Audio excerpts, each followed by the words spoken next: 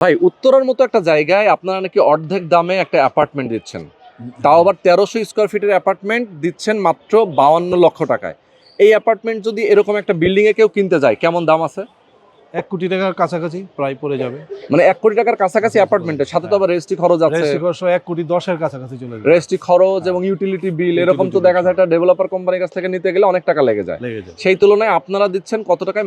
মাত্র 50 থেকে 52 লাখ এরকম পড়তে পারে। আচ্ছা আচ্ছা, 50 থেকে 52। আবার এই টাকাটা 50 থেকে যে 52 লক্ষ টাকা, এই টাকাটা তো একবারে দিতে হচ্ছে না, না না, রিল্যাক্সের সাথে অল্প অল্প করে দিবে। প্রথম শুধু 25 লাখ টাকা লাগবে, জমি হ্যাঁ, শেয়ার হ্যাঁ, মূল্যটা দিয়ে হ্যাঁ, একদম সাব কলার রেজিস্ট্রি হয়ে যাবে। বাহ। যেটা একটা ফ্ল্যাট ডেভেলপারের কাছ থেকে নিতে গেলে প্রথমে রেজিস্ট্রি করতে দেয় না, সব শেষ হওয়ার পরে তারপর রেজিস্ট্রি করার করে। আচ্ছা, আর এখানে কিন্তু আপনি প্রথমেই রেজিস্ট্রি করে টাকা মানে জমিটা শেয়ারটা নিয়ে নিতে পারছেন। এরপরে শুধু কনস্ট্রাকশন যে টাকাটা আরো 25-26 লাখ যাই লাগে, এই টাকাটা আপনি আস্তে আস্তে দিতে পারতেছেন একদম 2-2.5 বছর বা 3 বছর। চমৎকার। তো এটা হচ্ছে উত্তরার 10 নম্বর সেক্টর সংলগ্ন রানাভোলা 6 নম্বর রোডে, এবং আপনারা দেখতে পাচ্ছেন এখানে কিন্তু অনেক বড় একটা জায়গা। এটা হচ্ছে মেইন রোড না, এবং মুখটা হচ্ছে এই পাশে। তো মেইন রোডটা কত ফিট?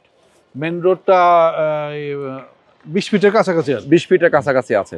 তো এখানে টোটাল জমি কতটুকু? 16 কাঠা। 16 কাঠা, 16.5 কাঠা। ওকে, 16.5 কাঠা জমি। তো দর্শক, যারা আপনার একটা অ্যাপার্টমেন্টের মালিক হতে চান, শেয়ার প্রজেক্টে অবশ্যই স্ক্রিনে দেখানো ফোন নম্বরে ফোন করবেন।